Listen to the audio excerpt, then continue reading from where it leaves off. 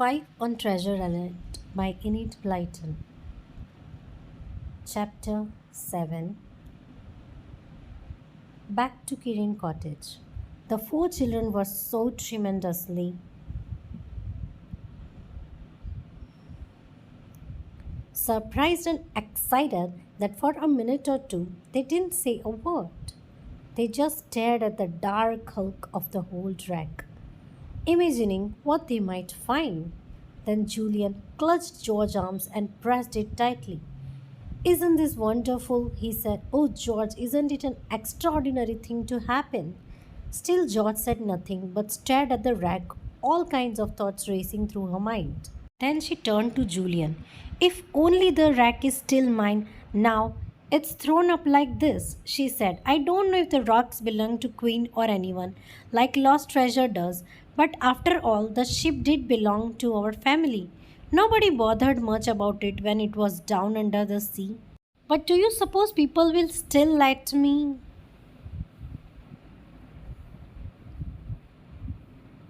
have it for my own now it's thrown up? Well, don't let's tell anyone, said Dick. Don't be silly, said George. One of the fishermen is sure to see it when the ship goes slipping out of the bay. The news will soon be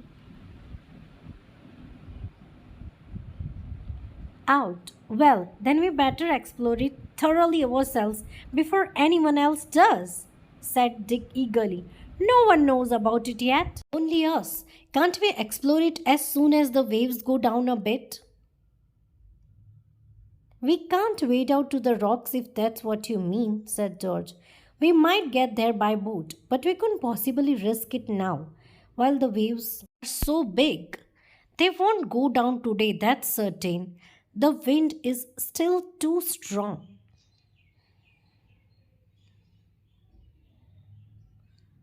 Well, what about tomorrow morning early? Said Julian, before anyone has got to know about it.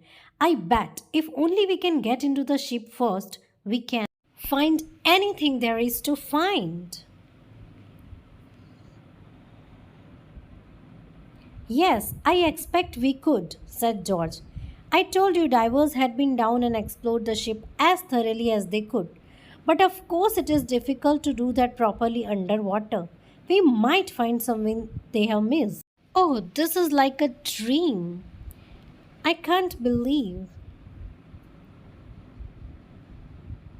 it's true that my old wreck has come up from the bottom of the sea like that. The sun was now properly out, and the children's wet clothes dried in its hot rays. They steamed in the sun, and even Tim's coat sent up a mist too. He didn't seem to like the wreck at all and growled deeply at it. You're funny, Tim, said George, petting him. It won't hurt you. What do you think it is?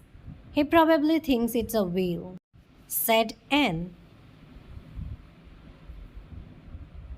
with a laugh. Oh, George, this is the most exciting day of my life. Oh, can't we possibly take the boat and see if we can get to the wreck? No, we can't, said George. I only wish we could, but it's quite impossible, and for one thing, I don't think the wreck has quite settled down on the rocks yet, and maybe it won't until the tide has gone down. I can't see it lifting a little still when an extra big wave comes. It would be dangerous to go into it yet. And for another thing, I don't want my boat smashed to its bits on the rocks and us thrown into the wild water. That's what would happen. We must wait till tomorrow. It's a good idea to come early. I expect lots of grown ups will think it's their business to explore it. The children watched the old wreck for a little time longer and then went all round the island again. It was certainly not very large, but it really was exciting. With its rocky little coast, its quiet inlet where their boat was, and the ruined castle, the circling jackdaws, and the scampering rabbits everywhere. I do love it, said Anne. I really do. It's just small enough to feel like an island. Most islands are too big to feel like islands. I mean, Britain is an island, but nobody living on it could possibly know it unless they were told. Now, this island really feels like one because wherever you are, you can see the other side of it. I love it. George felt very happy. She had often been on her island before, but always alone, except for Tim. She had always vowed that she never would take anyone there because it would spoil her island for her. But it hadn't been spoiled. It had made it much nicer. For the first time, George began to understand the sharing pleasure doubles their joy. We'll wait till the waves go down a bit, then we'll go back home. She said, I rather think there's some more rain coming, and we will only get soaked through. We shan't be back till tea time as it is, because we will have a long pull against the outgoing tide. All the children felt a little tired after the excitements of the morning. They said very little as they rode home. Everyone took turns at rowing except Anne, who was not strong enough with the oars to row against the tide. They looked back at the island as they left it. They couldn't see the wreck because that was on the opposite side, facing the open sea. It's just as well it's there, said Julian. No one can see it yet. Only when a boat goes out to fish will it be seen, and we shall be there as early as any boat goes out. I vote we get up at dawn. Well, that's pretty early, said George. Can you wake up? I'm often out at dawn, but you are not used to it. Of course we can wake up, said Julian. Well, here we are, back at the beach again. And I'm jolly glad. My arms are awfully tired, and I'm so hungry I could eat a whole larder full of things. Woof, said Timmy, quite agreeing. I'll have to take Tim to Elf, said George, and jumping out of the boat. You get the boat in, Julian. I'll join you in few minutes. It wasn't long before all the fool was sitting down to a good tea. Aunt Fanny had baked new scones for them and had made a ginger cake with a black treacle. It was dark brown and sticky to eat. The children finished it all up and said it was the nicest they had ever tasted. Did you have an exciting day? Asked their aunt. Oh, yes, said Anne eagerly. The storm was grand and it threw up. Julian and Dick both kicked her under the table. George couldn't reach her, so she would have most certainly have kicked her too. Anne stared at the boys angrily with tears in her eyes. Now what's the matter? Asked Aunt Fanny. Did somebody kick you, Anne? Well, really, this kicking under the table has got to stop. Poor Anne will be covered in bruises. What did the sea throw up, dear? It threw up the most enormous waves, said Anne, looking defiantly at the others.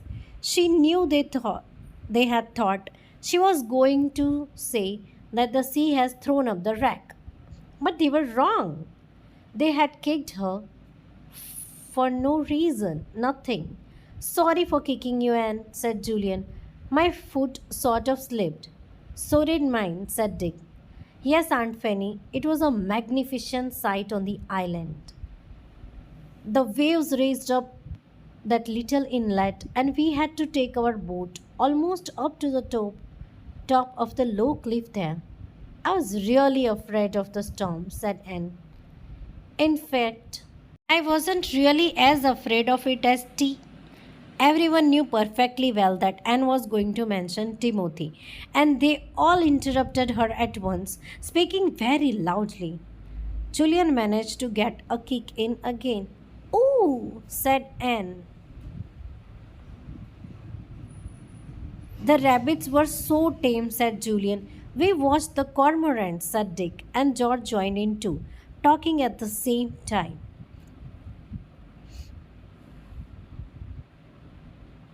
"The jackdaws make such a noise," they said, "jack, jack, jack," all the time. "Well, really, you sound like jackdaws yourselves, talking all at once like this," said Aunt Fanny with a laugh. "Now, have you all finished? Very well then. Go and wash your sticky hands." "Yes, George, I know they are sticky because I made that gingerbread and you have had 3 slices." "Then you had better go and play quietly in the other room because it's raining and you can't go out." "But don't disturb your father, George. He's very busy." The children went to wash. "Idiot," said Julian to Anne. "Nearly gave us away twice." "I didn't mean what you thought I meant."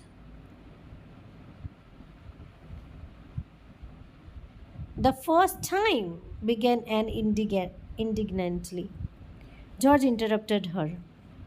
"I would rather you gave the secret of the rack away than my secret about Tim," she said. "I do think you've got a careless tongue." "Yes, I have," said Anne sorrowfully. "I think I'd better not talk at meal times anymore. I loved him so much. I just can't seem to help wanting to talk about him." They all went to play in the other room. Julian turned the table upside down with a crash. "We'll play at racks," he said. "This is the rack. Now we are going to explore it." The door flew open and an angry, frowning face looked in. It was George's father. "What was that noise?" he said. "George, did you overturn the table?" "I did," said Julian. "I'm sorry, I quite forgot you were working. Any more noise like that, and I shall keep you all in tomorrow," said Uncle Quentin. "Georgina, keep your cousins quiet." The door shut and Uncle Quentin went out. The children looked at one another. "Your father's awfully fierce, isn't he?" said Julian.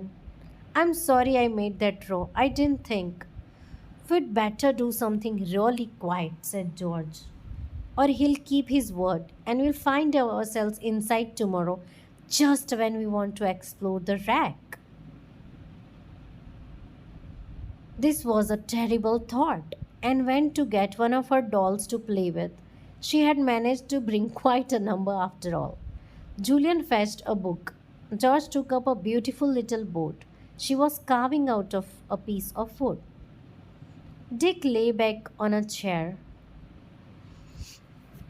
with thought of exciting wreck. The rain poured down steadily, and everyone hoped it would have stopped by the morning. "We'll have to be up most awfully early," said Dick, yawning. "What about going to bed in good time tonight?" "I'm tired with all that rowing." In the ordinary way, none of the children liked going to bed early. But with such an exciting thing to look forward to, early bed seemed different that night. "It will make the time go quickly," said Anne, putting down her doll. "Shall we go now? Whatever do you suppose Mother would say if we went just after tea?"